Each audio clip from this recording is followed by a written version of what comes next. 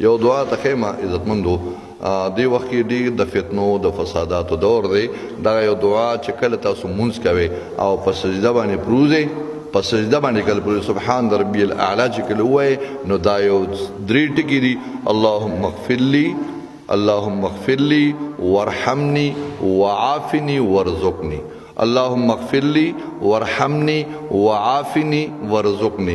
حدیث کې راځي د ټول نه زیات چې کوم انسان الله ته نږدې وي په سجده کې وي نو په سجده کې د سبحان ربي الاعلى نه پس یو ځل ویل شي، دو ځل ویل شي اللهم اغفر لي، اللهم اغفر لي وارحمني وعافني وارزقني. د حدیث نه ثابته ډیره مجرب عمل له د سجدې په حال کې وي اللهم اغفر لي الله زما بخنه وکي، وارحمني یا الله په ما رحم وکي، وعافني یا الله ما د ټول مصیبتونو وساتي، وارزقني یا الله ما ته د خپل خزانو رزق راکړي.